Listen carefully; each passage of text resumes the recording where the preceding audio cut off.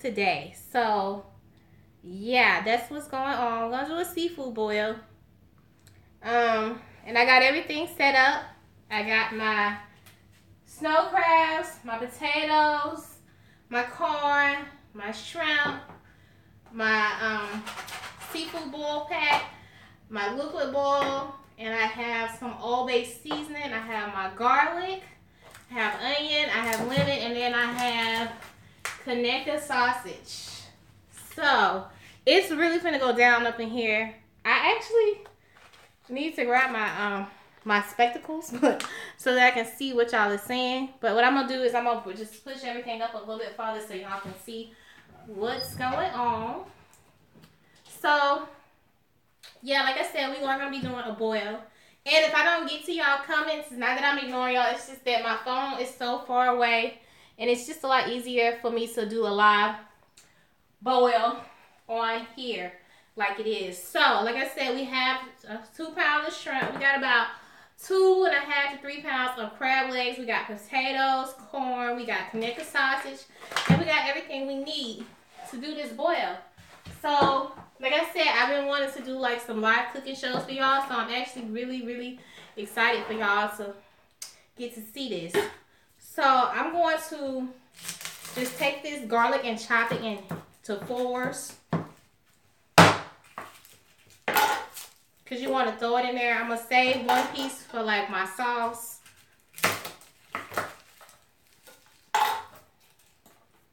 So yeah, we're going to take this and we're going to go ahead and put it in the pot with the seasoning. And this pot is right over here to the side.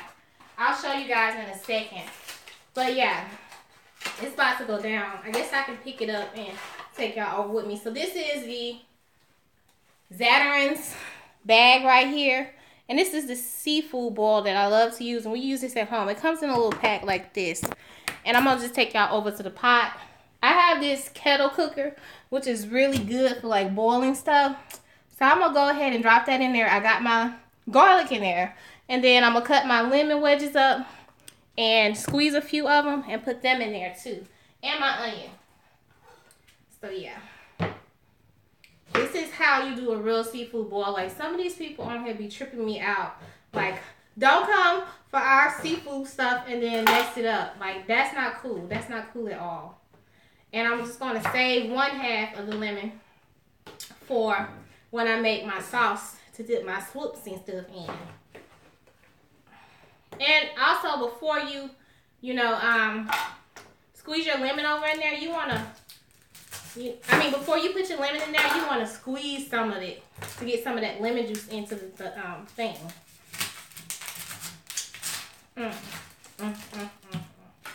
Child. And I just like to leave a little piece of that skin on because that actually helps to flavor the boil, but not a lot of it. Yes, honey, it's going to go down in here, so we're going to take these and these over here. And I'm going to take y'all over to the side with me so y'all can see what she is doing. All right. So what you want to do is you want to just start squeezing your lemons and just dropping them over in there. Ouch, that's hot. And like I said, my seasoning bag is already in the pot. You want to take your onion and just throw it over in there too, because you're going to need all this to come to a boil. And what I like to do, the way my grandma would do it, is you want to let all this boil for about 10 minutes together. And then you want to go and put in your your potatoes and let them start to boil for about 20 minutes. And then you add in your corn. And once your corn and potatoes get done, you add in your sausage. Now I'm going to use a lot of this right here because this is what's really going to give it a flavor. That bottom. And that's the Zatarain's shrimp boil. This is the liquid form. And you need a lot of this if you really want to get that good taste. And then we have the all-base seasoning. This is what you really need, honey. This is what's going to help this boil taste like a boil. And it's going to give you that really beautiful red color that you see. And this is what's going to give it life. And then I need to grab some. You want to get a good amount in there, but make sure you leave a little bit of that seasoning for, you know, when you get ready to make your, you know, your garlic sauce. Well, I take garlic, I mince garlic, some of this seasoning, butter, and Italian dressing, and make my dipping sauce. So I'm gonna grab some seasoning salt and some garlic powder and onion powder and just season this, and some black pepper. Ooh, child. I need my other seasoning.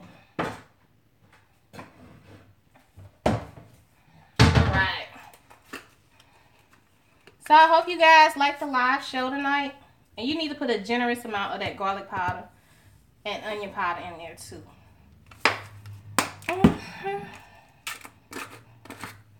And if you want to give it an extra kick, you can pour some cayenne pepper into there. Just to give a little bit of spice. Little cayenne, little cayenne.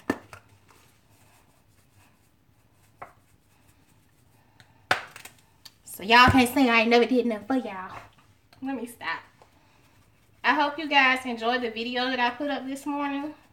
And Wednesday, the pecan pie video will be going up. So I'm going to hold it so you guys can see what it looks like. And that's what it's going to look like. That's how you get that beautiful red color. Excuse me, y'all. That's those spices up in there, child. But yes. Looks yummy.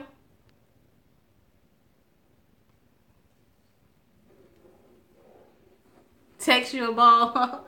Hey, honey, how you doing? Yes, honey, I'm about to do this today, okay? It's going to go down here today. So, yeah, now we got all of that done. And we're going to let that, you know, boil for about 5 to 10 minutes by itself. And then we got our corn and potatoes that are already ready. Yes, honey, I love spices. But, you know, when you do a real crab boil, you have to season it. Yes, I'm about to throw down up in him. My mouth is already watering, y'all. I'm ready. I'm ready. So I was going to wait till Sunday, like I said, to do a mukbang. Because, you know, Sunday is my mukbang days. But I said, let me do a live cook show for y'all. Because I never ever get to do one. And I'm trying to be more active here on YouTube with my life, honey. So here are our snow crabs. Yep, got the snow crabs ready. We got some corn and potatoes. That's going to go in next. And then we got our shrimps. They've already been cleaned. I was trying to find some with the head on them, but see here in this town, they don't have none. Oh, I had you at the seafood, child. It had me at the seafood, okay?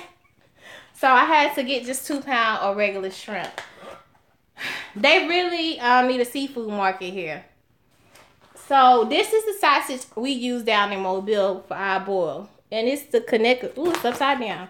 It's the connector sausage. If you guys have been hanging around with me, y'all know I love this sausage. This is the truth. This is the truth and will set you free, honey. This sausage right here. So, we got our seasoning all boiling up. Oh, excuse me, y'all. Connector sausage cannot be beat. Y'all, it's all the spices in this bowl right here. Thank you. It's got me sneezing and stuff. But, y'all, if you ain't sneezing or got a little going on when you making your bowl for your seafood, it ain't right, honey. Because them spices is supposed to wake your spirits up, okay? So, yeah.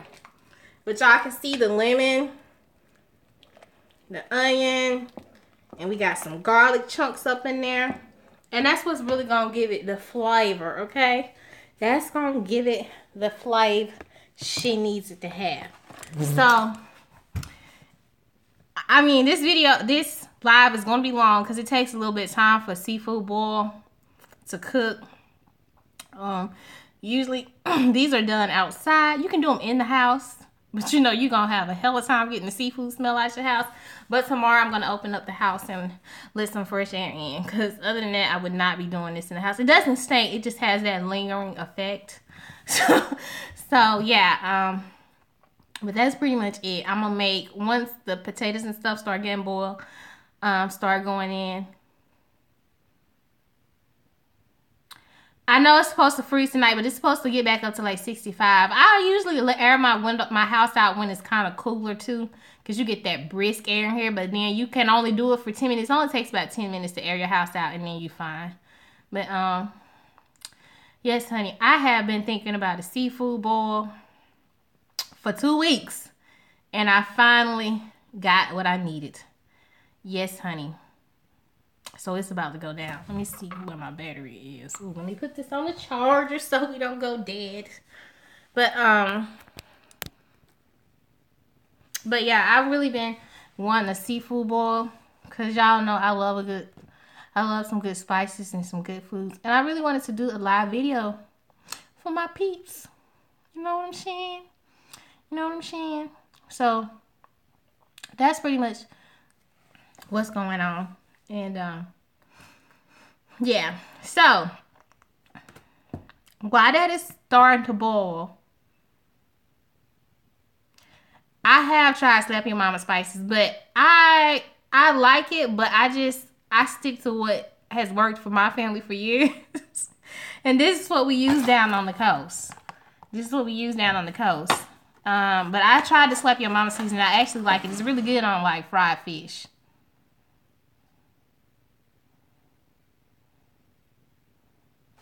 Okay, I live in Michigan. I'm going to the meat market to find you some. Okay, Michigan, y'all might be able to find some, because you know a lot of the snow crab come in from the north, because they come in through Canada by way of Alaska. So you should probably be able to find some beautiful snow crab and some of those beautiful white shrimp. But yeah, y'all, it's about to go down. We don't have a seafood market in town, y'all. Not one. And we're like an hour and a half of the coast. And it's just so shocking. Like, we have Publix, and Publix have good seafood. But I was really trying to get some of that coastal seafood. But we don't have a fresh seafood market in this town. And I think that is so crazy. Like, what the hell is wrong with y'all around here? I think they have one over in Ozark. But that's a little too far to go today. But yeah, honey. It's about to go down up in here. Mama is ready. Okay? She is ready, Freddy. Yes.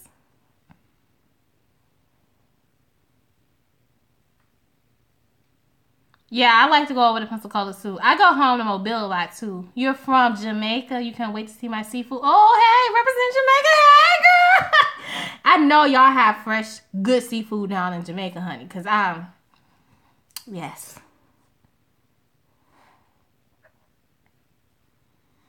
But yeah, y'all got some of the best lobster now. When y'all go to Jamaica, y'all gotta try the fresh lobster. Like, they do it like no other down in Jamaica. Like, they make our lobster look crackish. But yeah, Pensacola has good seafood too. I have to have me some good seafood. I have to. Like, that's what we grew up eating. Like, in Mobile, when I was younger, seafood was cheaper than chicken. So we ate a lot of seafood. And then my grandfather, he had a cousin named Sandy.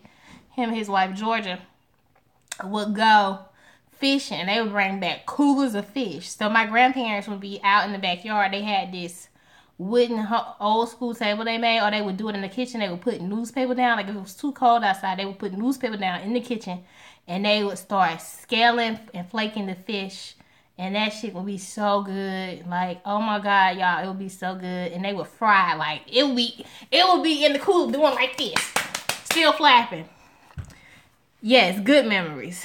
And that fish would still be half alive, and we would be eating the hell out of it, frying it and stuffing it. I mean, anything like fish stew, girl. I miss them days. My granny and my grandma, they used to cook the hell out of some fish. And like, I went fishing with Georgia and them one time, and y'all, you ain't never had fresh seafood until they pluck that shit out the ocean, scale it and clean it right there.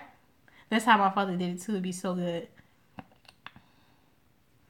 Yeah, I loved growing up with my grandparents. My grandparents raised me. They started raising me actually before my mom died. But we went fishing one time, and y'all, they had a hot skillet out there and a fire. As they was pulling the fish out the water, they was cleaning it. We had water jugs. They was cleaning the fish, seasoning it, and battering it, and filleting it right there on the side of the bay. Like if you go to Mobile, you can over by like the ship boat.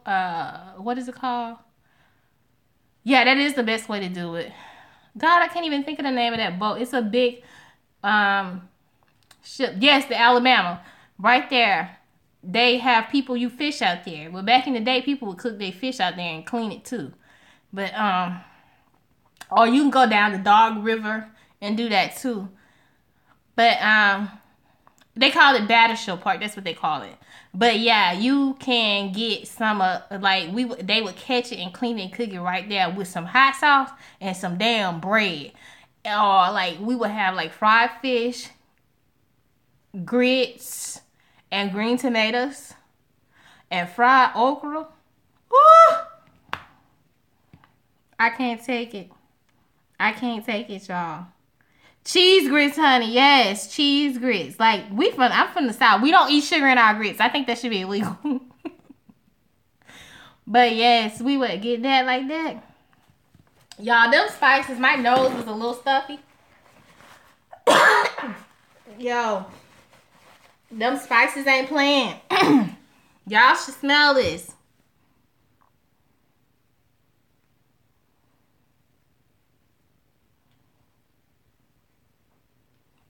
Yes, that's exactly what we used to do, y'all. We would take a cast iron skillet with us and go fishing with hot oil.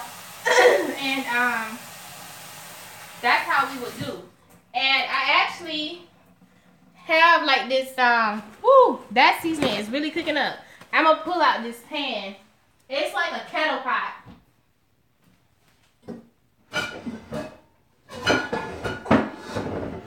But this is one of the let's see what she said. This was one of the pans we would use. Like you can just put the set it on top of the fire with the coal and put some on the lid. And you could cook this. We use this for like camping and frying fish kind of stuff. But yeah, that's what we use. And I still have it, honey. If you try to buy cast iron, yeah, that's right. Yeah, that's the right way to do it. Lord, y'all, that spices. Let me stir it real quick.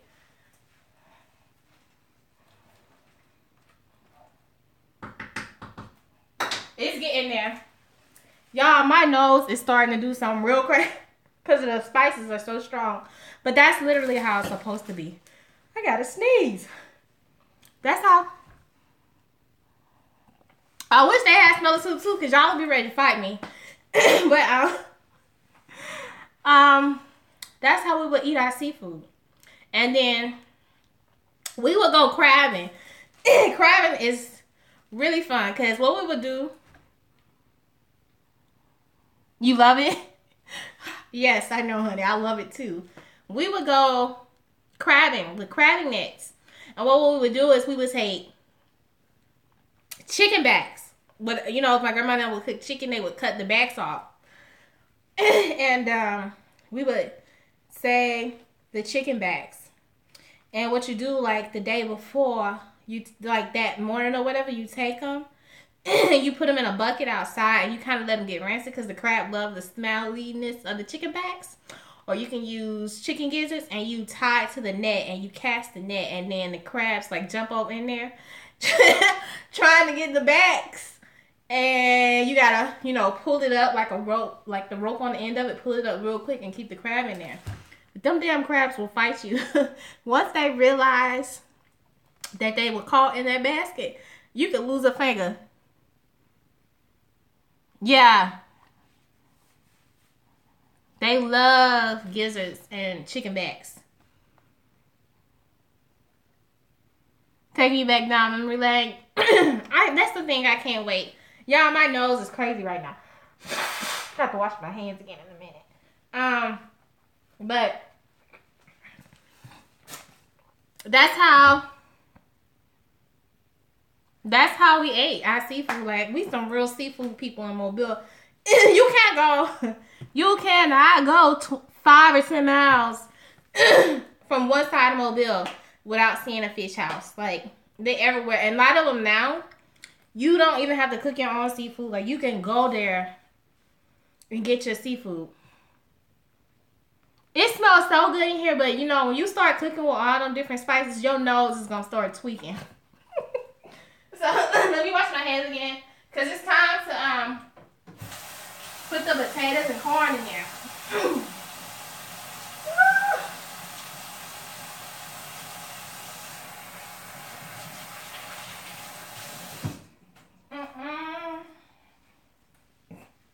What did you say? Oh, the onion is already in there. I'm going to sit y'all right here. Let me show y'all what's already in the pot. So you got some lemon, you got onion, and you got a couple garlic cloves in here too. And you got the spice bag. So we're going to grab the potatoes and stuff real quick.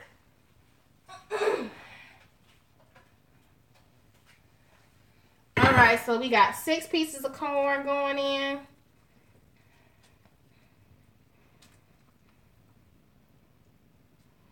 You ready? Oh, excuse me, y'all. These spices are so strong. And then we got the potatoes. We use red potatoes. And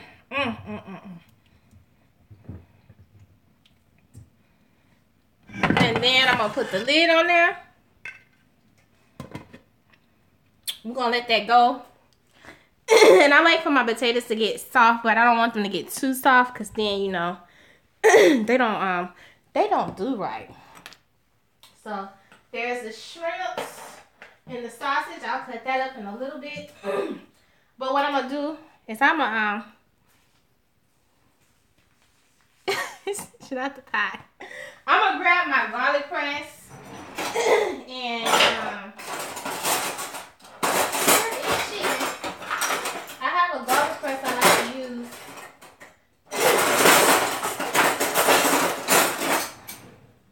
And I got some butter. And what I'm going to do is get ready to make my sauce. Woo!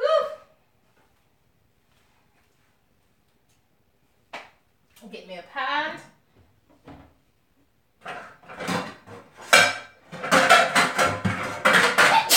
Oh, the sneezing is for real, y'all. Excuse me.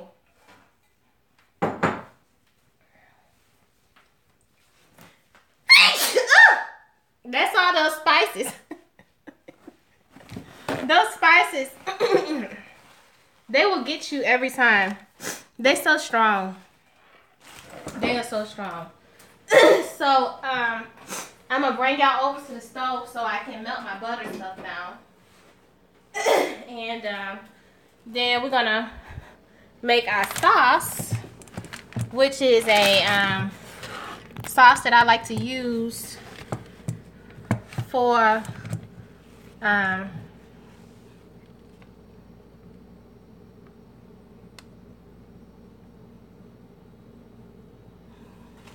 I can't wait to meet y'all too. Y'all say I'm a blessing. Oh, I feel so special. I do. Let me wash my hands again because I got the sniffles. Y'all, that seasoning is doing something great over there. Whew. All right. Alright, so I guess I can turn that light on, and we're gonna go ahead and get that butter ready. And we're gonna put out the Italian seasoning, because that's what I make it with. And we got our little thing right here. And I like to pour a good amount of Italian seasoning in there. And this is gonna be the base for the seasoning. need all of these spices right here. And I gotta get my fresh garlic and my oil of body seasoning. Okay. And I usually just mix my garlic with the garlic mince. And this is how I make my sauce for my crab.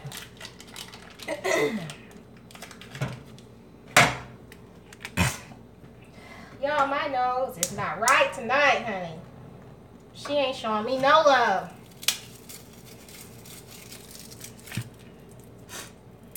And I got some big chunks of garlic, but I'm gonna mince them up.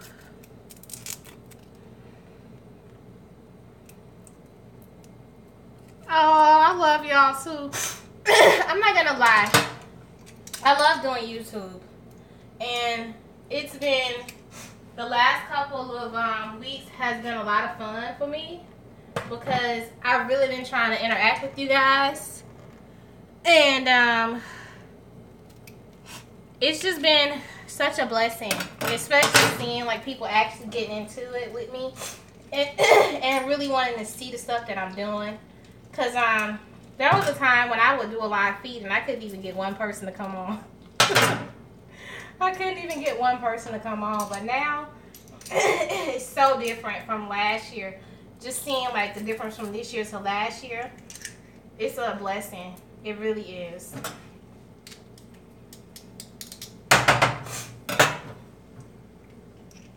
We foodies, yes, I'm a real foodie, y'all.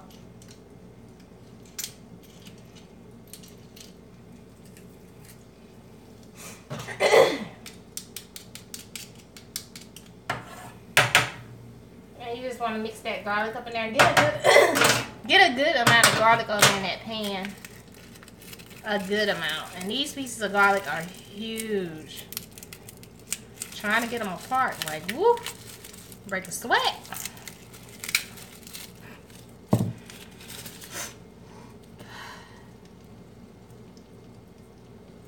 I like to let it brown for this sauce. But I try to keep it on a really, really low heat. It just helps.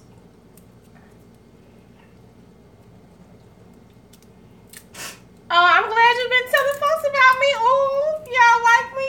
Oh, I'm glad y'all like me.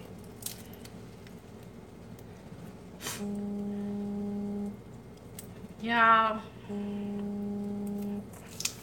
my aunt is calling me. I'm gonna have to call her back.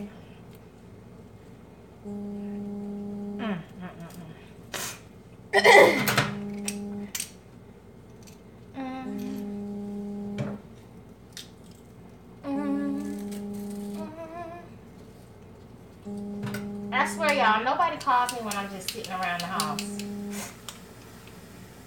Nobody ever calls me when I'm just sitting in the house. I don't get calls until I start doing something. So.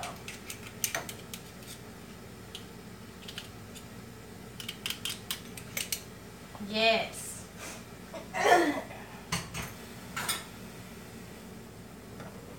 So that fresh garlic and butter.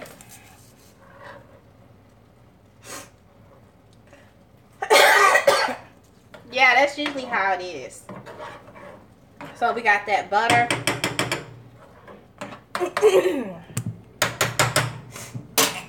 And we gotta add a little bit of this seasoning in there.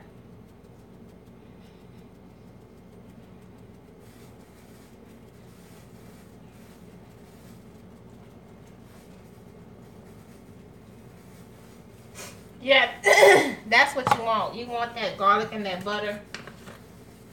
A little seasoning salt.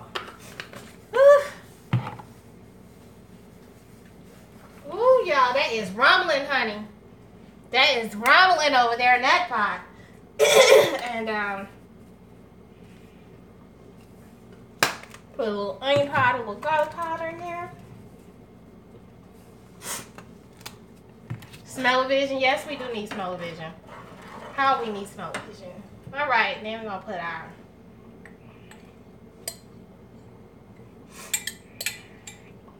we got our Italian seasoning in there, and we're gonna let this all mix up. And this is how I make my dipping sauce. And it smells so good.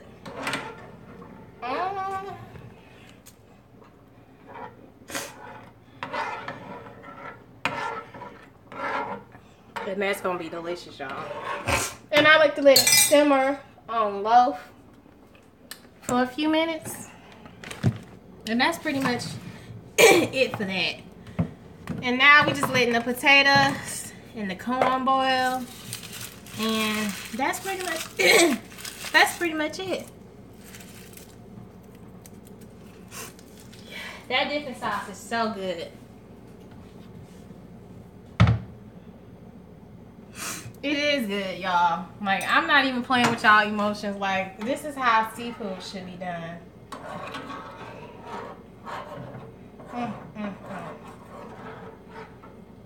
And I just like to let it cook a little bit and let it all come together.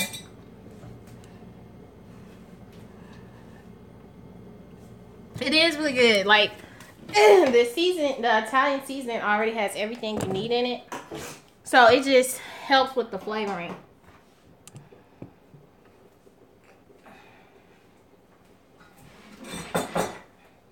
And then we're going to cut up some of this sausage. And this is the connected sausage. And y'all, I cut up the whole pack. I'm not going to lie. I'm not going to sit here and pretend. Yes, the whole pack, okay? The whole pack gets it.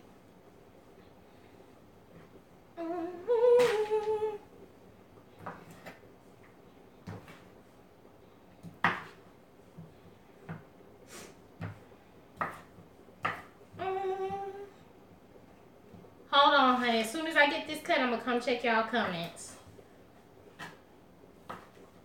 So that's done.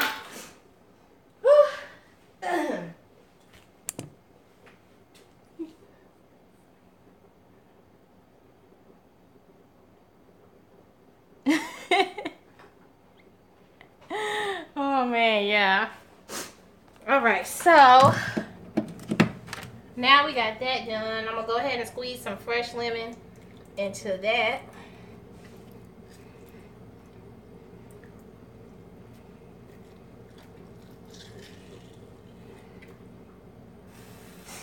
Ooh. All right, give that a stir.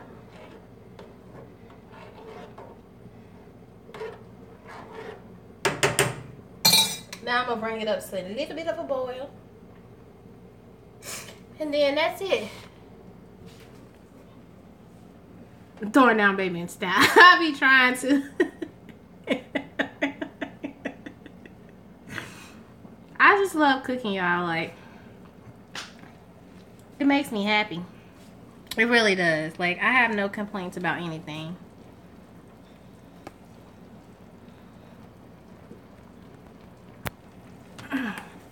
All right, that's coming to a little bit of a simmer.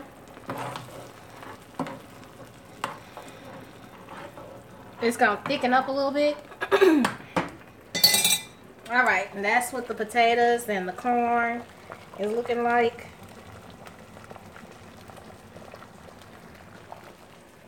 And everything. Our sauce is simmering.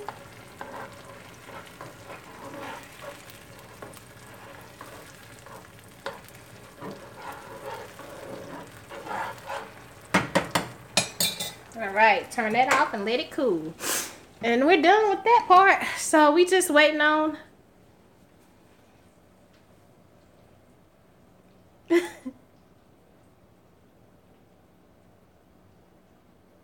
Yeah.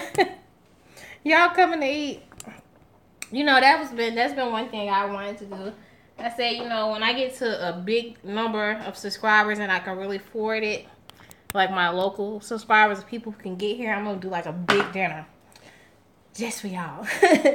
That might be in a few years, but I really would love like to have a dinner with my subscribers and like have y'all eat with me and stuff. Bring a dish. Oh, you know how we do it. Bring a dish. Everybody got to bring a dish. Actually, y'all, Um, I did a turkey. I did a turkey yesterday. My husband's job was having a Christmas party and we did potluck. And I made a turkey. And that turkey was so damn pretty. It was juicy. It was pretty. It was like, it was perfect. And y'all, I didn't even take a picture of the damn turkey. I was gonna post it on my Facebook page, but they cut the turkey up so quick. It was gone. It was nothing left of that turkey. Like, they ate the hell out of that turkey. It was beautiful. It was golden. You could see the herbs, and the skin was just perfect. It looked like one of them Butterball turkey commercials type turkey. That turkey was beautiful, honey. Okay, it was succulent. It was juicy. And I didn't even get a picture of that damn turkey. I told my husband last night, I want my turkey back. It was perfect. Y'all, if y'all could really smell that seasoning.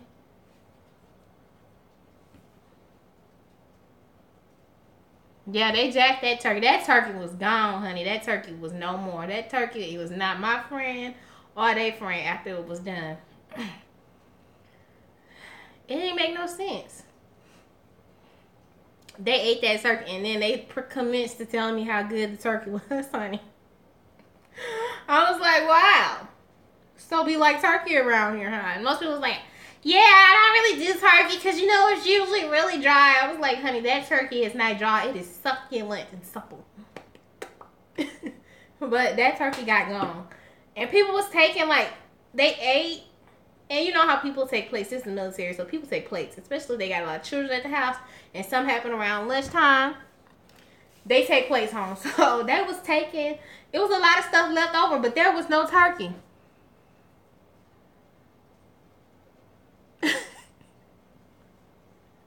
Yes. Okay. Ain't nobody got time for no dry turkey. And it's nothing wrong. It's nothing wrong with using a turkey roasting bag. But I just feel like it draws so much of the juice. Like, I feel like the bag draw a lot of the juices out of the bird. And it keeps it moist, but like that breast get dry.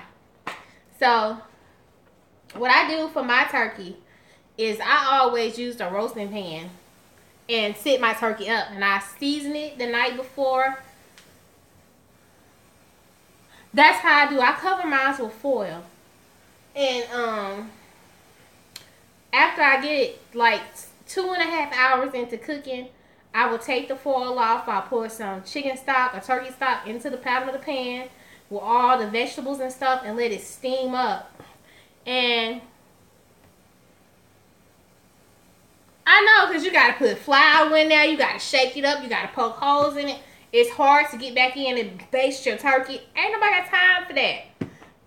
But I stuff my turkey with like fruit, like oranges, apples, onions, garlic, rosemary, thyme. Like, I just, get some twine and tie it up and stick it up in there and put herbs around the turkey. And like I said, I put it on a rack in a roasting pan, and then I go back in and I baste it. But like an hour before I get done, I melt down some butter with some herbs and spices, and I take me a pastry brush and I just rub that butter all over that turkey. And y'all, that turkey was glistening like it had, yes. Yeah, I understand what you're saying. But that turkey was glistening like, that turkey was glistening like it had a fresh tan on the beach. Y'all see that?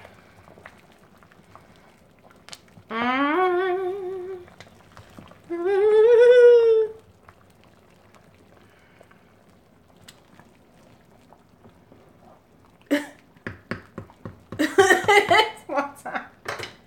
That turkey was delicious, honey. That turkey made my life.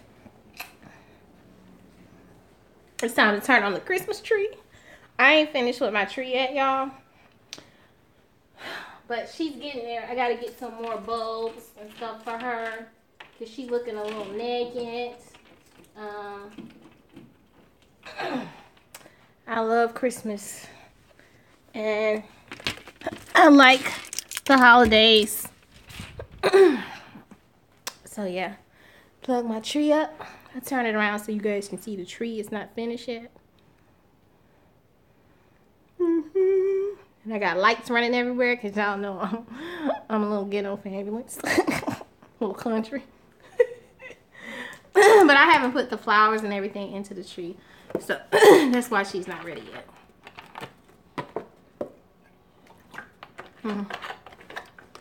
I wish that was a shot of gin. But that was just water. So, y'all, them herbs, like my sinuses was feeling a little stuffy. But yeah, I think what I'm gonna do is I'm gonna crack my kitchen window for a few minutes to let some of that smell out of here. Yeah, I just cracked the window just a little bit. So, yeah, to let some of that smell out, cause honey, it is ripping all down through here, okay? My neighbor's gonna walk by and smell it. But I ain't got nothing for him tonight.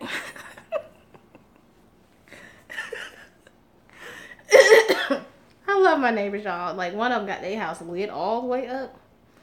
I love my neighbors. You know, especially ones next door. They have the cutest little girl. We banging on the door, let me in. Y'all, let me tell you how my neighbor realized I had a YouTube channel. And I thought it was hilarious. They really do be wanting some. So, one day, my husband came home for lunch. And my neighbor was passing by. He stopped mid-street and he was like, we was passing by your house and we saw the lights. I was like, what lights? And they could see the monitor where I can check myself when I'm recording. And he was like, we saw the lights and we saw the monitor and we was looking and I was waving. It was dark and I was like, oh my God. I didn't even see them. I didn't even know people could see in this window behind me when the blinds are up. And he was like, I told my wife, whatever she cooking over there, it's got to be good. So I went in the house and I got some of my YouTube flyers. Because, y'all, I hand out flyers for my YouTube channel, y'all. And I gave him some flyers. And I just told him, you know, whenever I make something, that I would bring it over. So when I make something on the channel and it's a lot left over, most of it goes to my husband's job. And then I hand it out to my neighbors. Like, I don't really know my neighbors across the street. I talk to my neighbors on the other side of me. But, y'all, after being a military spouse for a few years, I just learned you have to be careful who you talk to and who you allow into your home, because some people have no good intentions. So I kind of stay to myself because y'all know I'm loud, I got a big mouth. And some people get kind of standoffish when they find out you do YouTube. They don't want nothing to do with YouTube, honey, because they don't want you exposing their life, which you can't expose because you don't know their business, but they be thinking you're going to do this, so they shut you out. So, yeah, that's how that goes. But, honey, I stay at my house, you know. I like to make friends. I like to be around people, but sometimes it's just not possible. It's just not possible. So here's our sauce. Yes.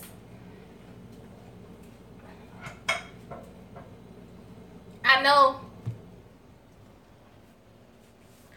Yeah, my YouTube is positive, and I have my ratchet moments, but they ain't like ratchet like I'm messing with nobody. But you know, some people are just very leery of the internet, and you have to understand it's a military base, so you know, it's just some things that people are afraid to do. Even though we have a few couples here on YouTube who are military, who do like family blogs, but you know, it's so easy to get in trouble with the military with certain things, so you kind of have to be careful. Because in the military, they do believe that your spouse is a direct reflection of you. My husband tells them anyway. My wife is touched. So, yeah. I keep bail money. He tell people that. And that he should. Because I ain't going for nobody BS, okay? You cannot bullshit me. I am bullshit anonymous. But yeah, I would like to get to know more of my neighbors and talk to them and see their kids. I love children, y'all. I don't have no children. Oh, she got my back. She got my back. I like that, honey. But I love kids, and I love seeing little kids. Like, my house is the bus stop. All the little kids are at the bus stop in front of my house. So, I love peeping out the window. They probably think I'm the crazy lady who look out the window, but I love to look out the window and see the kids in the afternoons and their parents, and then they got the minivan entourage. You know, all the minivan moms who don't like other moms with minivans. You know, it's so crazy. But a lot of times it's just hard for me to blend in. Oh, thank you. I try. You know, it's hard to fit in with moms when you don't have kids. And most women who are military spouses are moms. Or most, you know, stay-at-home dads. They got kids. So I kind of don't fit in. And I found a lot of times that some women don't want me around their husbands. When I look like, bam. Because I got all this going on. You know what I'm saying?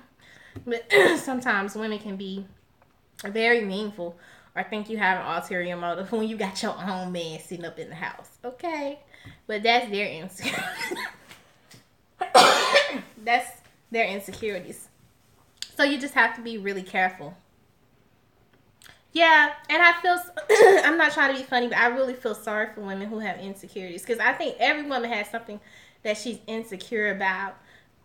But I feel sorry for women who let it control their lives. Because I think a lot of times they can't see the beauty in themselves that others see in them. And that's really painful to watch a woman struggling with that when she worried about her body.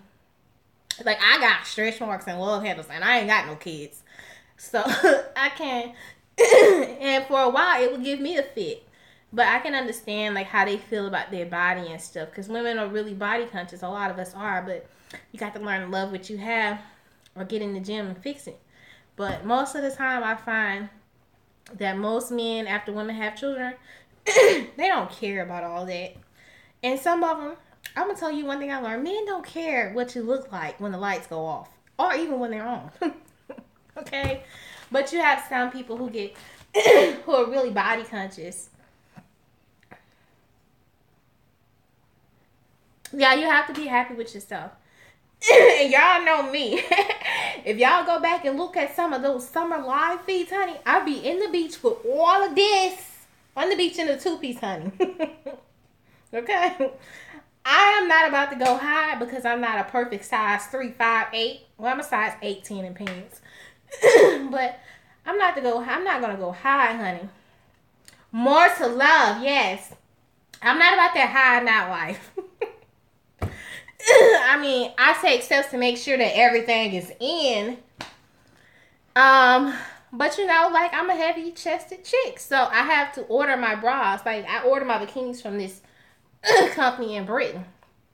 They specialize in bras and bikinis for plus-size women or women like me who are not considered plus-size. Like, I'm in between. And it's only because my breasts are big. Like, I wear a size 18 in pants. And then I have to go up to an extra large because my breasts are so big. And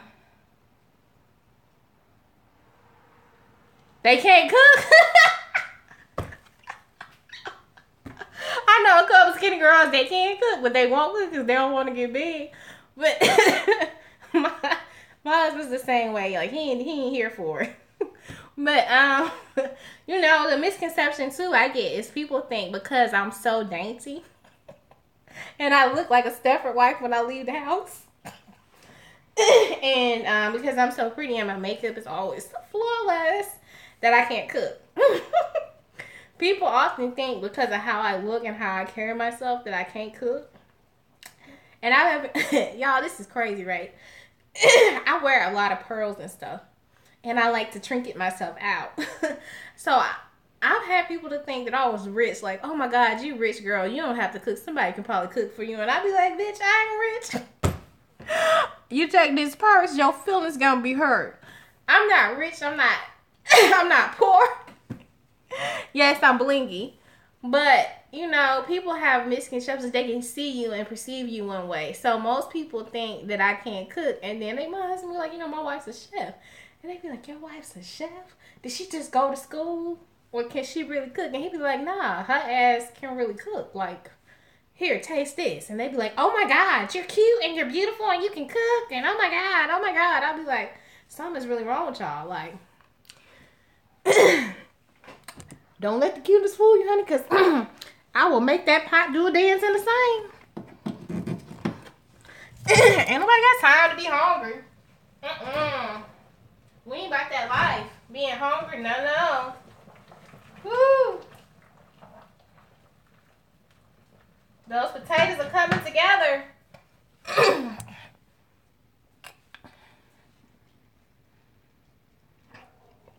Yes, honey, I'll be cooking, okay? I ain't got time to be hungry. Yeah, I remember when I got my first apartment. I was so broke. But I didn't have a bed. I didn't have a mattress. I didn't have an air mattress.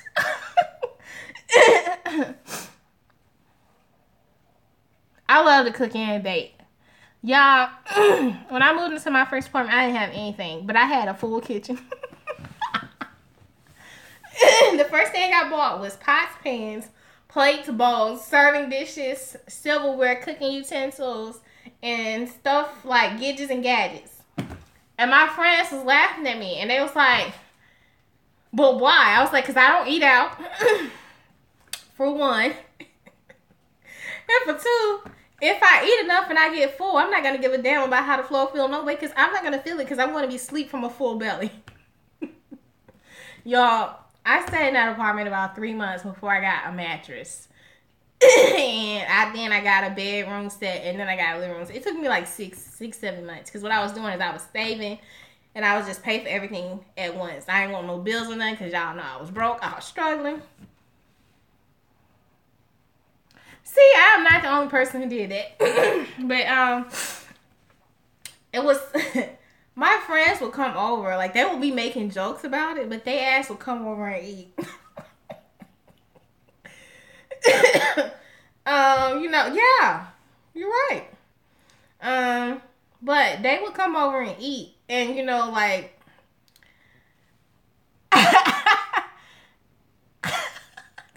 they would come over. They would talk about me, but they would come their ass to my house and sit on the floor and eat.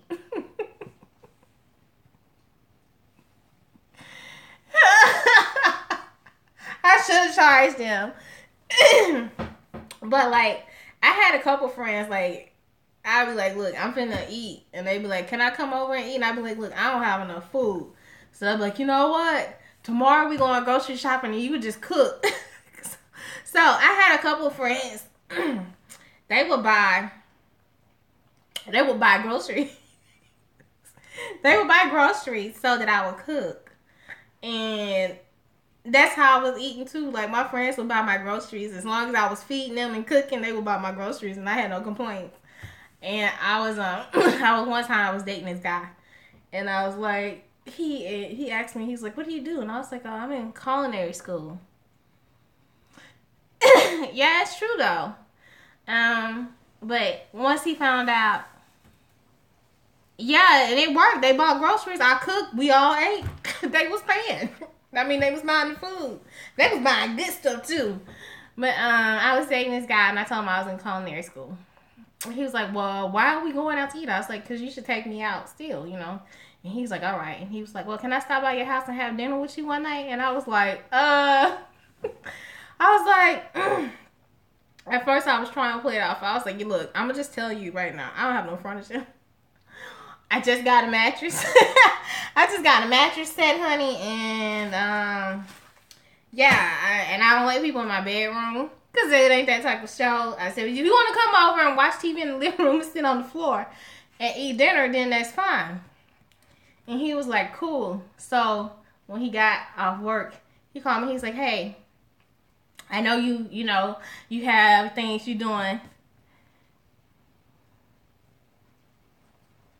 Yeah, don't get no ideals, dude. But he actually went to Fresh Market because I used to love to shop at Fresh Market.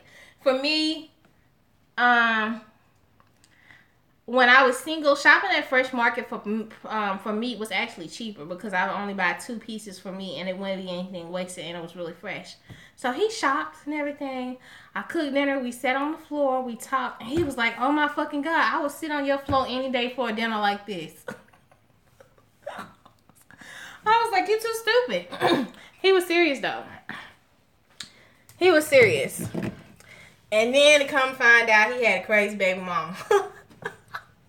So y'all know I had to cut him loose. Yes.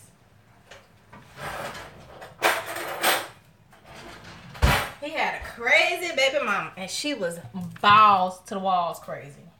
I couldn't do it.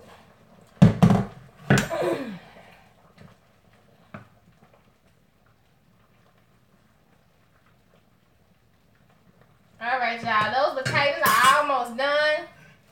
So I'm going to go ahead. Let me wash my hands.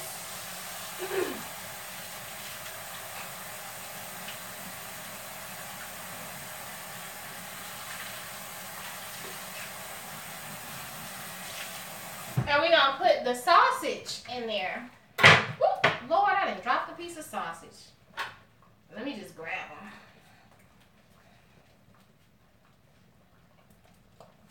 All right.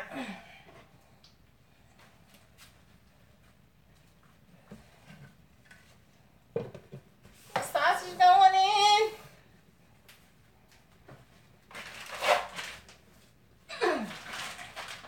Grab this stuff off the floor that fell over. So the sausage is in now, y'all.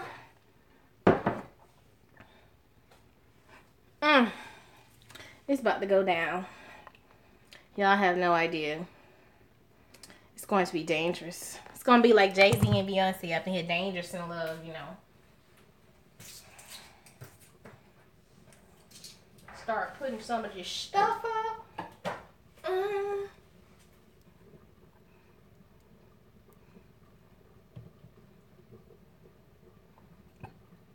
Yeah, pump the brakes. I don't play that either. I don't do crazy baby mamas. I love to cook. I love to cook too, y'all. I be in it to win it when it comes to cooking. You know, I got to eat. I don't know about nobody else, honey, but that sauce, y'all look at that sauce. Whew. Hold it up so y'all can see it. That is so delicious. Ain't nobody playing those games. Now, I ain't making no tea tonight because tea is for Sunday. But I do have some ocean spray. Cranberry. I think it's the white cranberry and peach.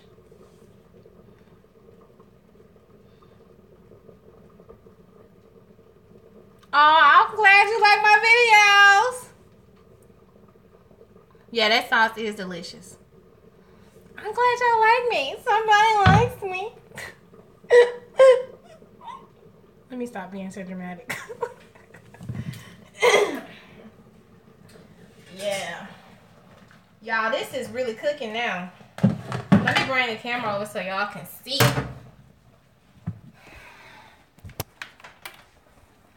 Alright. So y'all see the corn,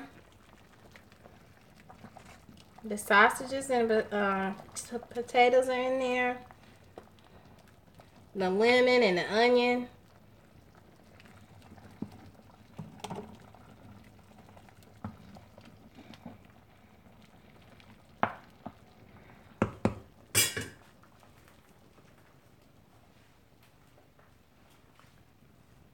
I am in Alabama,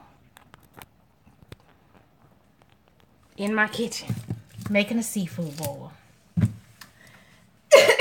That is, y'all, I'm glad I cracked that window. It's kind of hot in the kitchen anyway. That little pot put off some heat.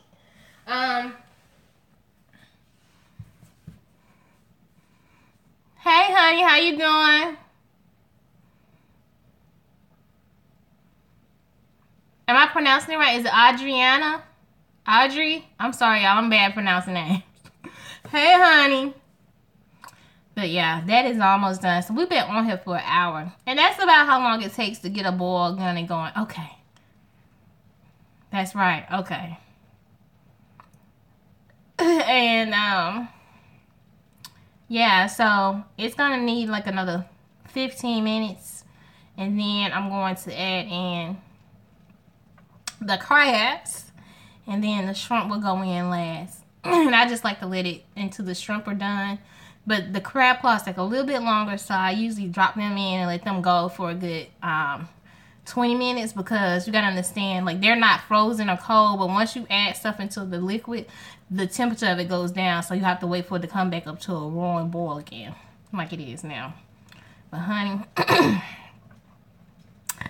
it's gonna go down up in here. I'm gonna tell y'all now. It is going to go down. Matter of fact, what I'm gonna do is, because we're gonna do a mukbang, I'm gonna move some stuff around in the dining room right now, so that when it's time, honey, all we got to do is slide right on up in here in our spot and we can do our live mukbang. But yes, there's the shrimp. Oh, she said I'm foaming at the mouth right now. Honey, my sinuses are free, okay, honey? But yeah, there's the shrimp. There's 2 pounds of shrimp. And there's the crab claws. They all ready to go. And that's going to be pretty much what's going on for tonight. And we're going to eat and have a good time. Yeah, that's all I be wanting to do. But, y'all, I don't know if y'all want me to come back on and do another live feed tomorrow. Because tomorrow it's not going to be as exciting. Tomorrow I'm doing Cornish hens, asparagus, mashed potatoes, and probably a salad for dinner tomorrow. It's going to be a real bougie one. You'll bring the banana pudding cake. Ooh. I ain't never had a banana pudding cake. How's that? Is it good? Is it better than banana pudding? Because, y'all, I have a hard time eating banana pudding. Like, okay. Oh, it's a poke cake. Talking about the ones you poke and put holes in and then you pour the banana pudding. Oh, that might be good then. Y'all, I ain't been able to eat banana pudding since my grandmama died. I can't figure out how the hell she made it. That's one of the things. It is. I gotta try that. I'm gonna try a poke cake. Yeah, I think that'd be a good idea to try. A poke cake. I've never done one. I'm gonna have to do some research. But I haven't been able to eat banana pudding since my grandmother died. Nobody can make it like her. I can't make it. That's one of the things that I can't make, that she used to make, is banana pudding. And I don't even know how in the hell I don't know how to make a banana pudding. You can turn the CD on. I'm just talking ish. You need to get in the refrigerator? Okay, go ahead. It's not on you. You need water? I like old school banana pudding, but sometimes people do too much. They put like 20 bananas in their pudding. And then they use the cheap wafers. You can't use no cheap wafers. Oh, yeah, it's my favorite when somebody make it right.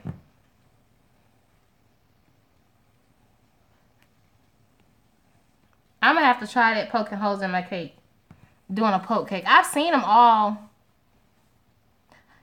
Yeah, I love the vanilla wafers, but sometimes people don't. They get the cheap ones. Not the generics. Yeah, they get the cheap ones, and it just don't go right, honey. Them things be soggy. Ugh.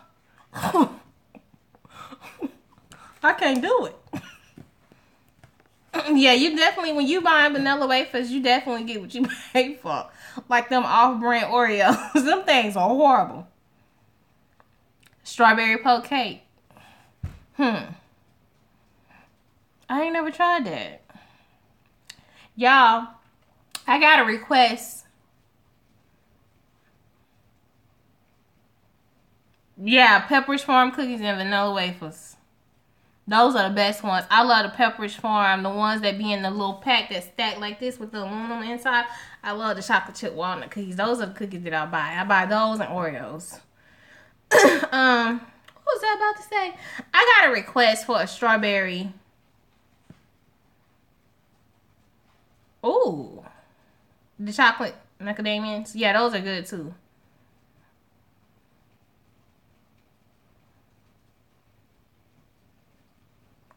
Salads. Sound good. What was I saying? Strawberry cake, strawberry shortcake. I ain't never had a pretzel salad. They want somebody to send me a request. I don't know who it was. I gotta check because I checked my messages, but I hadn't replied to all of them yet because I got so many.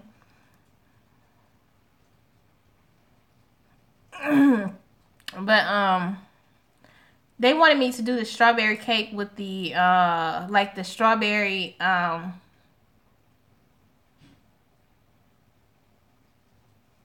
it's good, the pretzel salad.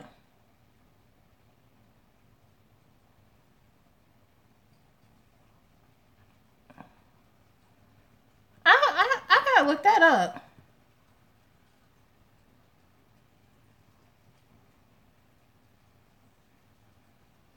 If it's good, yeah, I'm definitely gonna pull it on the channel because I've never heard of that, and I think I'm always looking for a new recipe to try out.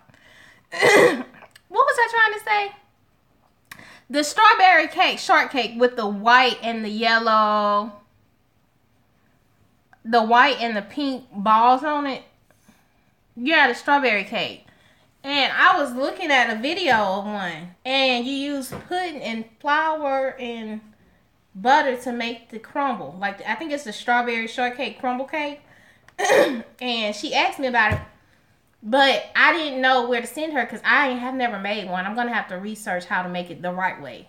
But Soulful Tea actually just did a video on a strawberry shortcake crumble. And it looked good. To me, it looked really good. And she's always doing something good over there on her channel. She's a home cook for real. And I think she's like from the DC area. If y'all hadn't checked out Soulful Tea.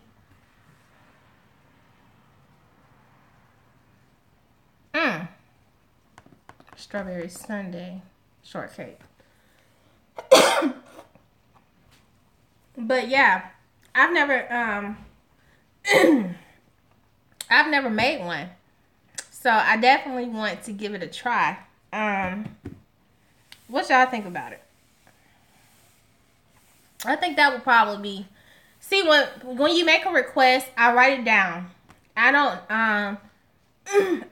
not always able to get to the request ahead of time because I try to plan my recipes out weeks or months in advance so that I can put it into my food budget.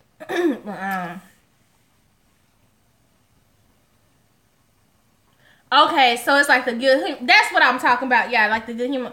I didn't like them when I was little. I did. I didn't like because they used to get stuck in my teeth. I'm gonna try. I'm gonna look for a recipe. I'm gonna look for a solid recipe. And the way I look for a recipe is I measure the amount of fat to flour ratio, which is the butter and the milk or oil. That's how you know you offer anything I make. Oh, thanks. But I want to make sure when I bring y'all a recipe that it's a good recipe. Because I don't want y'all making something at home that it's hard for me to make.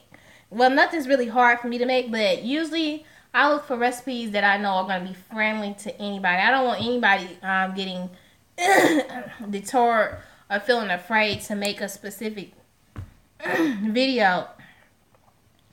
Because, it can be a little bit off-putting with some of these videos that people make. Like, they go through the video so fast. Like, I'm now to the point to where I've gotten my videos under 30 minutes. It's because I've learned how to edit and how to like just have everything measured out, set, and ready to go. And it works a lot better.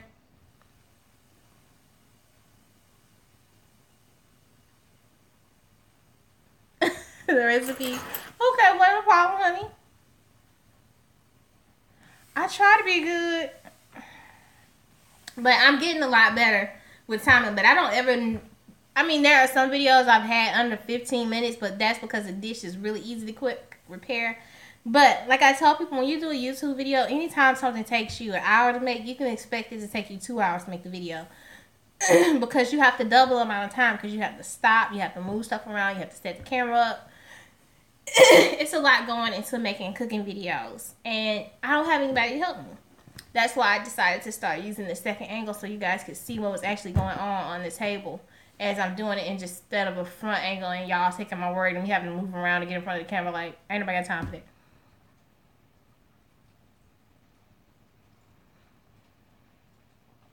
Yeah, I think some people over exaggerate like the recipes, or or they put recipes on there that look really pretty, and then they hype up how good it is, but it really ain't that good. It just look pretty. If I can't make, if it don't taste good, I don't care how pretty it look. I'm not doing it. And I've always been like that, even with my cousins. Okay, well, I'm glad you like the the second camera angle. Because a lot of times in the culinary industry, people, people eat with their eyes first and their nose, and then with their mouth. And eye and smell are one of the biggest things. So you definitely have to be prepared when you're cooking for people to make sure they get that visual, that scent, and then that taste bud. When you get all three of them jumping, then you've had a successful dish.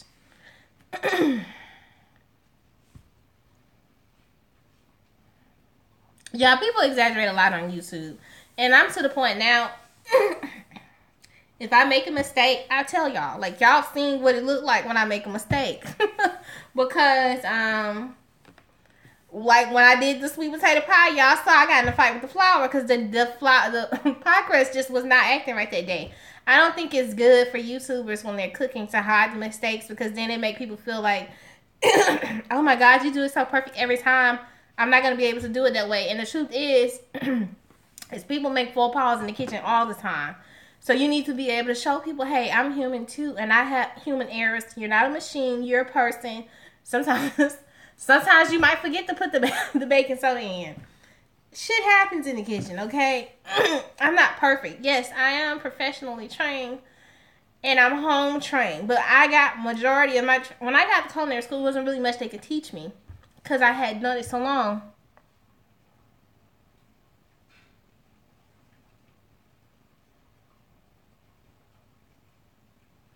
It looked nasty.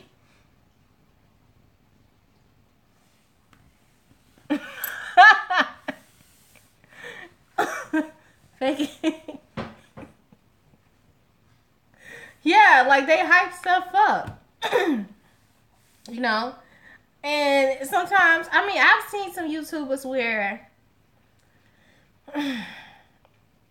it don't look appealing, but I'm not going to get on their chest. Sometimes certain foods just don't look appealing. There's no way to make certain foods look appealing. But if you eat it at home and it's for your family, then you know it's good. But it just is not aesthetically pleasing. You know, one thing chef used to tell us in culinary school,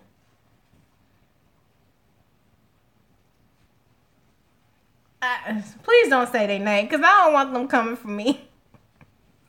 I don't say anything bad about another YouTuber because I don't know what their struggle is. Yeah, when I make a mistake, I like to show how to correct it. But yeah, it's some YouTubers on here who really be putting pictures, thumbnails up, and I'll be like, what is that? I'll watch the video, because I can watch a video and see what ingredients they're using to see if the dish is going to be good. But to the average person, seeing something that look funny and they don't know how to measure it out in their head or what it should taste like or what the fat or the salty content could throw them off. I can. So I don't get too up in arms about it. I'm one of those people. I'm here to support everybody who is trying to work on YouTube and who are doing it like legitimately and wholehearted. Like they not just, you know. Yeah, you have to acknowledge your errors because errors are going to be made in the kitchen. Like, I am not perfect. I am not perfect. I do not edit out my mistakes.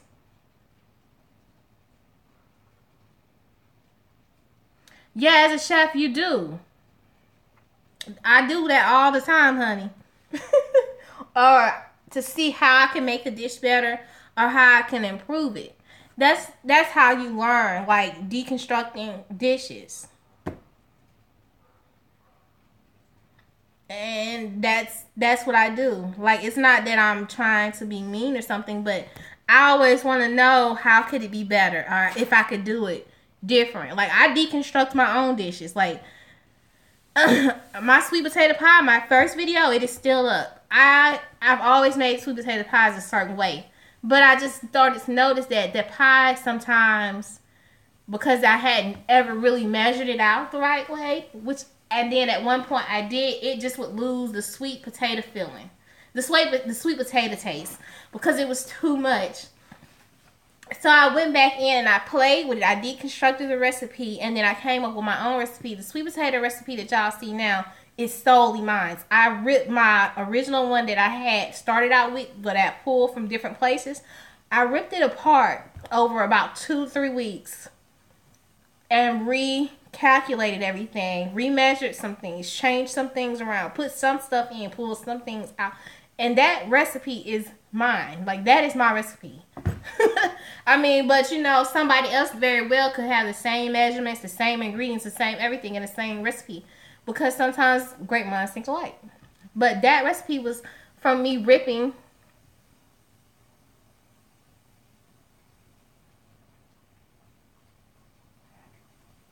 Yeah, some people go too much. They go too heavy-handed with their spices. You know, when you're doing a sweet potato pie or a pumpkin pie, you only need a half a teaspoon for most of the stuff.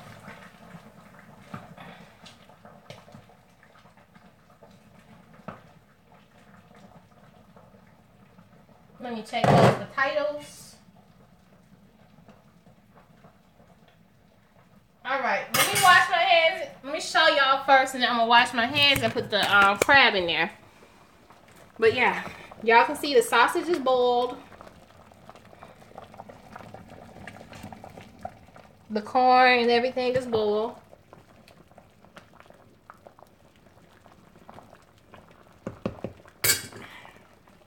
Yeah, them potatoes is tasting like that spice. I'm glad I opened this one up because that helped me a lot being able to breathe. But yeah, so it's just all in, you know, I believe in constructive criticism. First and foremost, you can't learn if you're not willing to be criticized. And that's a lot of people's problem. They don't take any kind of criticism well. Because that helps. You know, that really does help.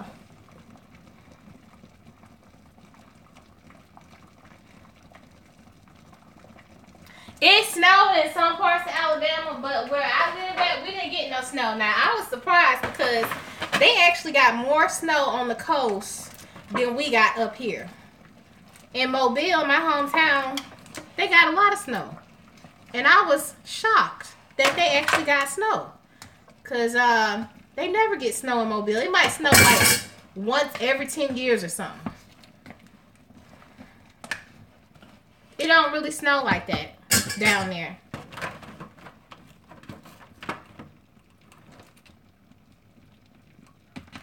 Okay.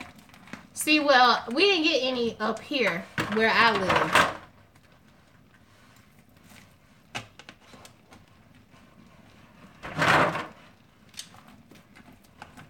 Let me move some of these potatoes up to the top.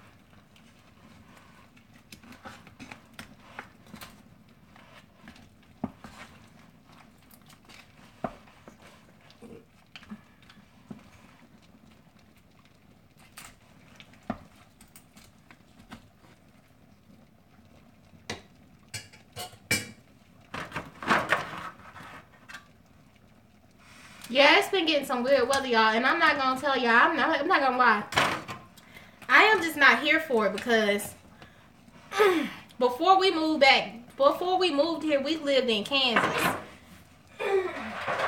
And that was the one thing that I hated about being out in Kansas is the snow. And then we get down here and it wanted to snow. I'm not gonna lie, y'all. I was really upset last night or the other morning when I thought we was getting snow here in town because I was just not here for it. Like, I was like, this cannot be happening. Like, why would y'all do this to me? You know, I had the long face. It was rainy yesterday. It was really cold. I was not for it.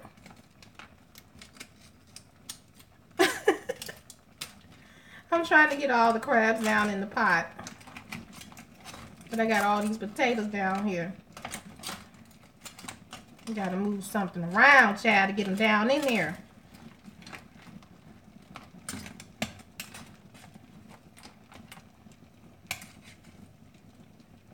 Move that corn.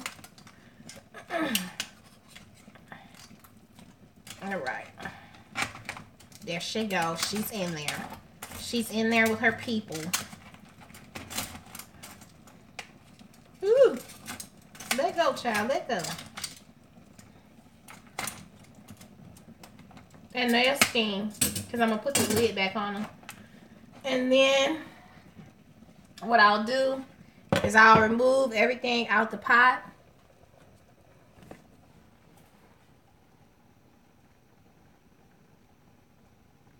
I do need a big stew pot, but I like this kettle cooker for inside when I'm cooking inside, because y'all know it's kind of cold. In the belly. Y'all, it's going down. Like, as soon, I'm not playing, as soon as that crab get through steaming, then I'm gonna set up and we're gonna do the mukbang. It's gonna go down. Yes, it's going to go down. I promise.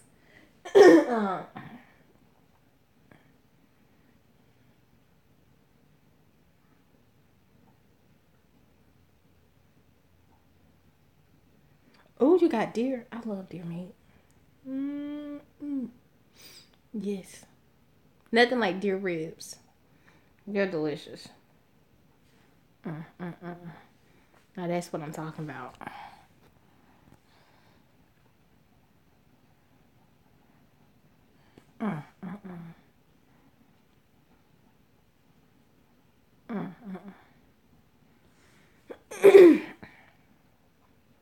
Yo, I like ground deer meat. I might have to take you up on that offer, but I gotta talk to my husband because I don't know if he really eats deer meat like that. Because y'all know I'm wild and country.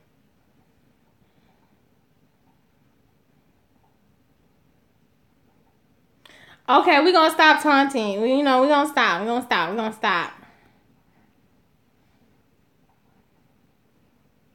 See, you got a garden. I'm already a garden. Let you at it. See, that was my plan when we got here to start a garden. But my backyard is sitting up on a hill. Like it's up like this. That's how my backyard sits up. So it's kind of hard to like cultivate anything back there. And it's hard and it's full of red ants.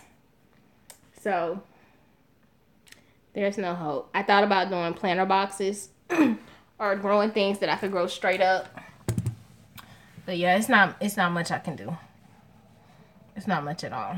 There's no hope. There's no hope.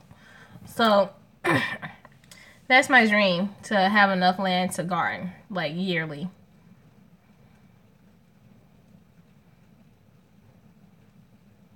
I love gardening. I love being able to walk out my back door and get something fresh. Like, we grew up in the city.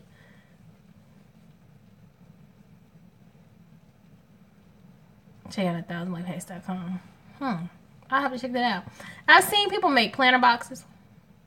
Peas, okra, green tomatoes, you know. Ooh, honey, green tomatoes. I will fry green tomatoes so quick. Peas, fried okra, stewed okra, succotash. Y'all eat succotash?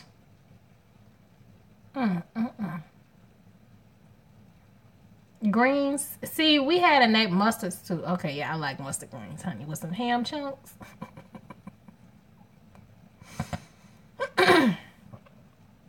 Collards and turnips, child.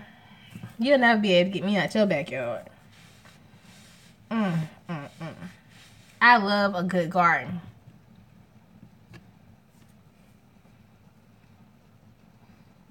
I love greens. Y'all, I can eat collard greens all day.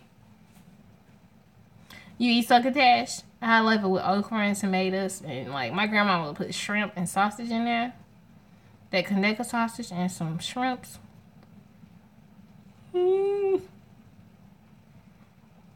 Just ridiculous. With some cornbread.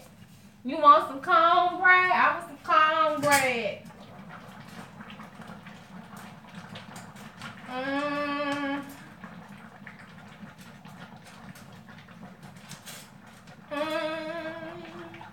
Yes, Lord. Yes, Lord.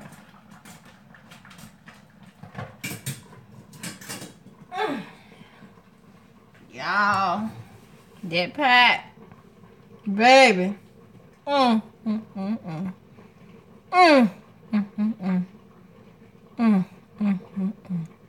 That pot. That pot is saving my life. Like my nephew say, I'm trying to save your life. That pot done saved my life.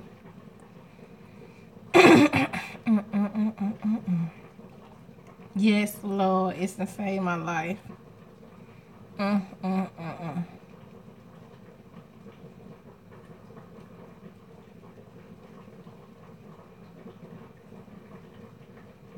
Figs. Oh, I love figs.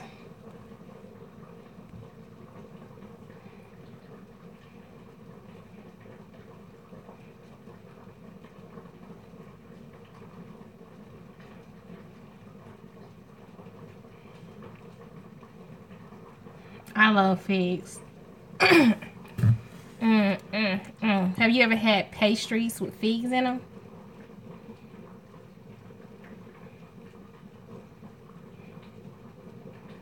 Yes. Puff pastry, like a croissant, a stuffed croissant with figs filling. Ooh. With a little bit of lemon glaze on top, just drizzle ever so lightly, sweet and delicacy. Yes. That don't make no fig cake. Yes. Figs are delicious. They're absolutely delicious. I like, and this is really bougie, I like to roast chicken breast, boneless chicken breast with lemon and herbs and chop it up over a salad with fresh romaine lettuce, the chicken breast, roasted walnuts. I roast the walnuts and then I toss them in brown sugar and butter. And then I put them back in the oven and let them caramelize. And I cut the lemon chicken up in strips, a couple pieces of peppercorn bacon, and some figs chopped with vinaigrette, lemon vinaigrette tossed with some fresh, hot out of the oven croutons. Oh my God. It is delicious. It's so fresh. It's so light. And those hot. Oh, honey, that is a salad. It's so fresh. With just a few grape tomatoes. Yes, it is. See, I would love to make stuff like this on the channel, but I don't think like everybody is gonna. I don't know how that kind of stuff would be received because I tried doing like high-end pastry stuff, like French stuff on the channel, and it didn't go over too well. People didn't watch it, but that was like when my channel first started. So I try to keep stuff universal that everybody would love, you know.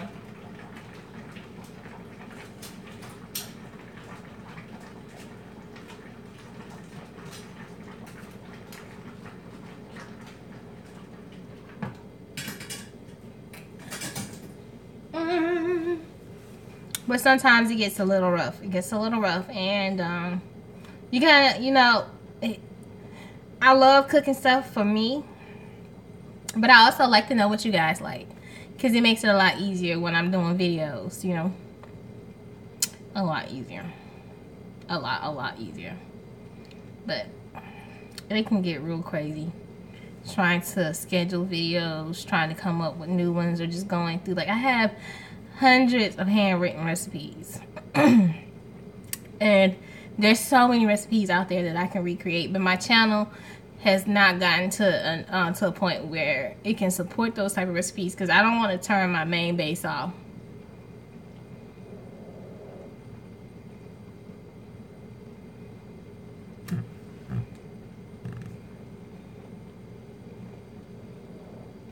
I love Mexican and Italian food. I don't know. I wish I would have knew, because I love grape tomatoes. I like grape tomatoes.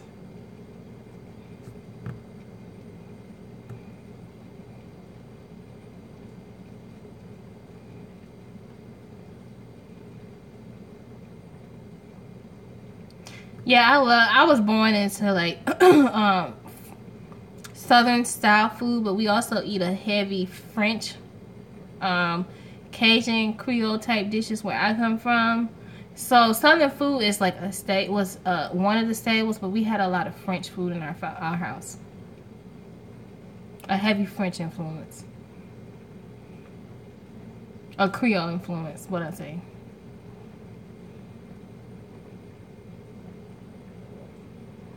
Yeah, my family is Creole too. We have Creole heritage on my mother's side. New Orleans, yeah. So this is one thing that people don't realize. This is a little bit of trivia. Mobile was actually the capital of French Louisiana before New Orleans was. They had a lot of famine, a lot of yellow fever, and a lot of breakouts. Creole tomato, delicious. Yeah, that's good. And Mardi Gras started in Mobile. And Mobile was the first capital of French Louisiana.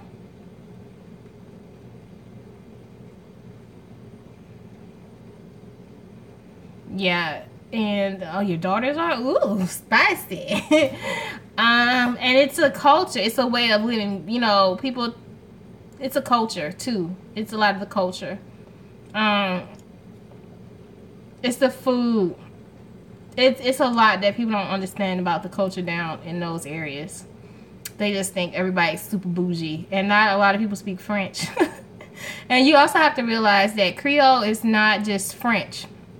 I think it's the meaning of it's come from another place. So you have German Creole, you have French Creole, you have Spanish. You know, they came from a lot of different places when they came to French Louisiana. And a lot of them settled in Mobile, and a lot of them settled in New Orleans. Now, I don't speak any Geech. You find most of the Geechies, the dialect up around South Carolina, which they are Creole too. They intermixed a lot too. Up around South Carolina, North Carolina on the coast. They call them Geechies. But their slave ancestry with French and German ancestry mixed in. And they speak a broken dialect. And it's very beautiful. And they eat a lot of the same dishes that we eat. They eat a lot of rice dishes because that's what they grew there in South Carolina. People don't realize South Carolina grew a lot of rice. And they call it the Low Country. And it's beautiful.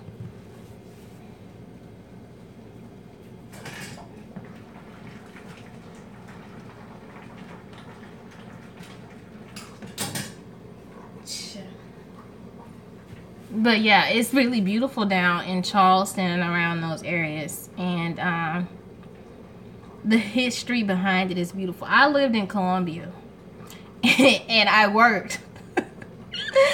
Y'all gonna crack up. I was a correctional officer for the state of South Carolina from late 2013 to summer 2013 until April of 2014. I was a corrections officer in the state of South Carolina.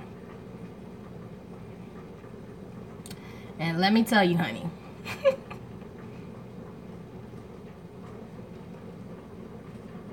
oh my God. Yes, I'm serious. I was a corrections officer. And a female compound. And sometimes I would go over to the male compound.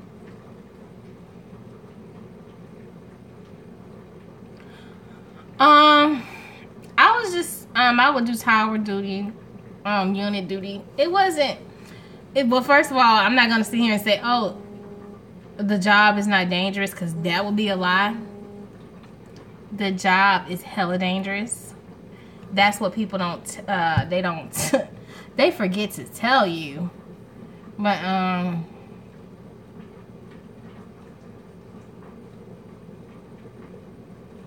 I was mainly at the female prison. And women prisoners are crazy, yo. Like, I ain't even trying to be funny. Like, they'll kill you. Those lifers, female lifers, they'll kill you faster than a man.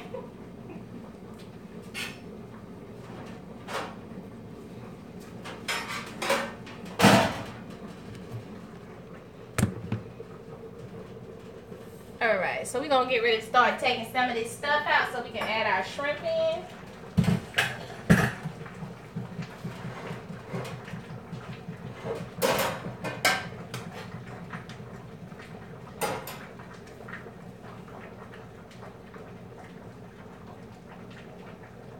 Oh yeah, you got relatives that are correctional officers, so yeah, you know.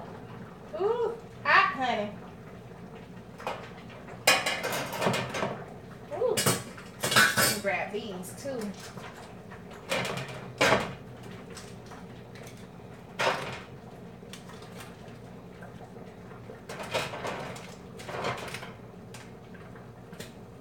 Ooh, hot. Come here, little sucker.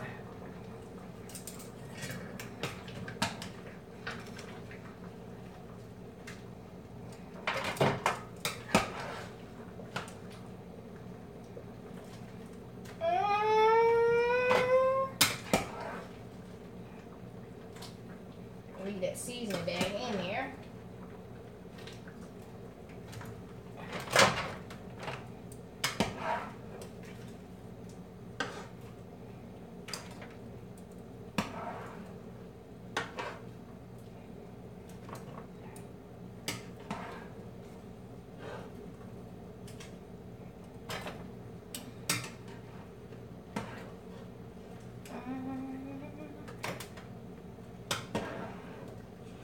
And then what I'm going to do is I'm going to put my shrimp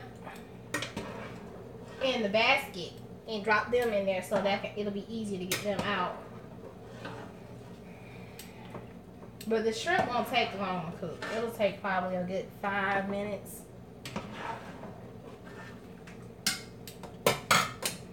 Alright, so we got our basket.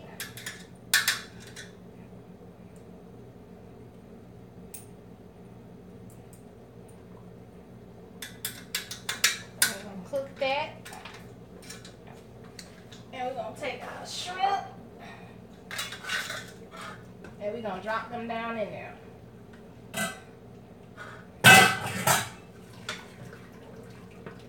We'll get that seasoning bag out.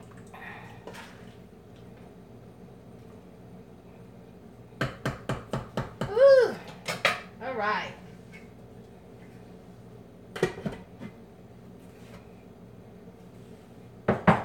So here you go, y'all.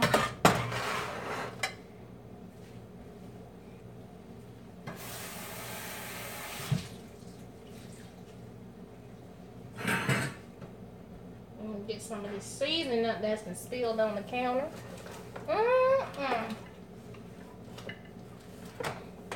Yeah, I'm glad I cracked that window.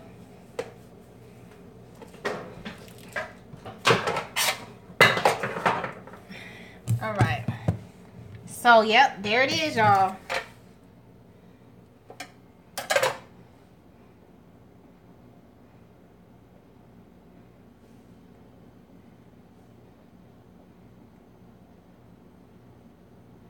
No, it's not easy being a correction officer.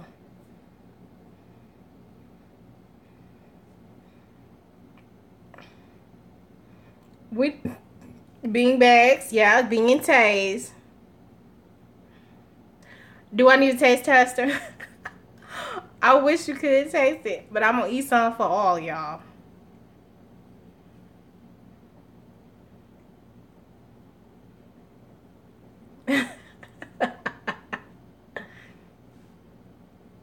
Not the crab legs, honey. Not a rabbit dog. That's too funny. I wish you could come have some with me. But yep, that's what it's looking like.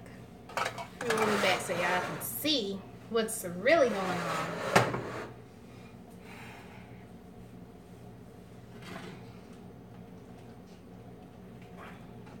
Come through, shrimp, come through. The shrimp are almost done. Get a bowl for the sauce.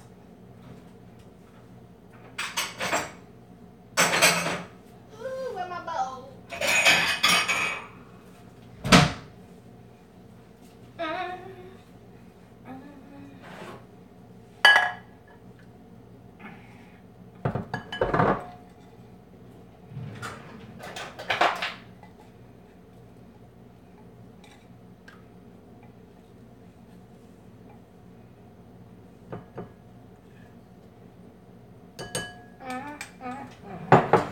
Yes, it's about to go down.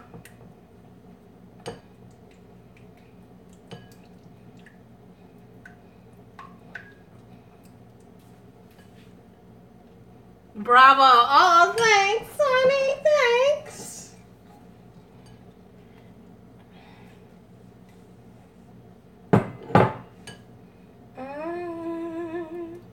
This is beginning to look a lot like Christmas. Oh, man. Let me stop.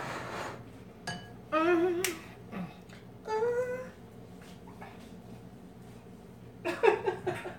love seafood, y'all.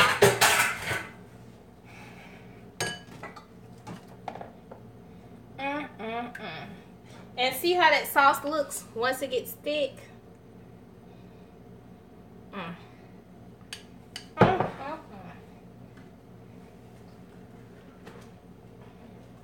Them shrimp is getting ripe, honey.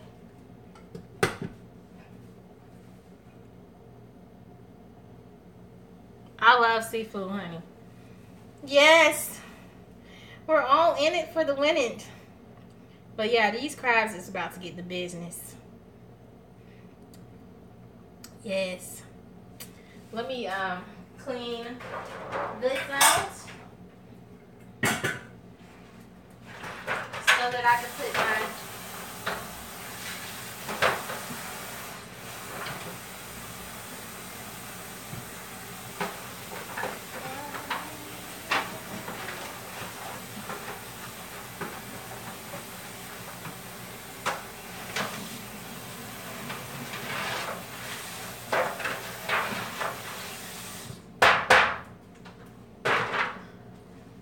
to get something big.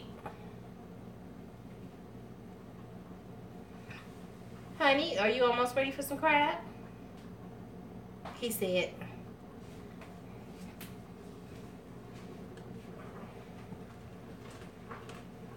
Ooh. I just caught that. Y'all, the shrimp is almost done. They need another minute. But they gonna be ready. We ready. In my Tiffany Haddish voice. We ready.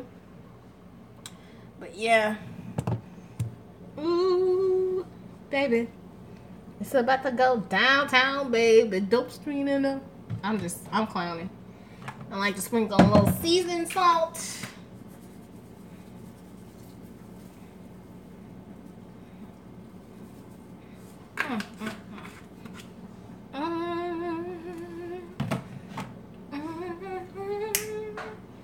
I love seafood.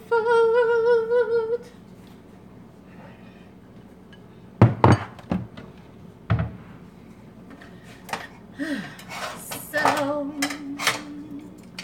let's get the shrimp out.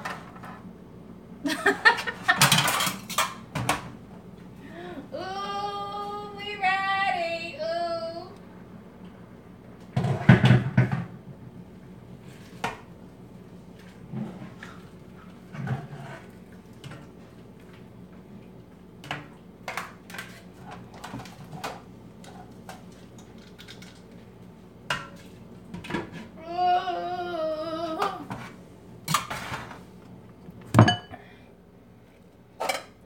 So there we go, y'all.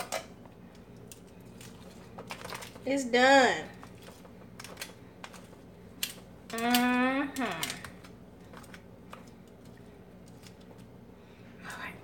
So what I'm gonna do, cause my dining room is real dark, I'm gonna get off here. Give me 5 minutes. I'm gonna get off here. I'm gonna set up in the dining room, and then we're gonna have a live mukbang, and I'm gonna be right back with y'all. So don't go too far. Keep your phones by. Stay close to the computer. I need 5 minutes to get the light set up in there so we can do this properly, because this is about to go down up in here, honey. Okay? Okay. I'll see y'all back here in a few minutes.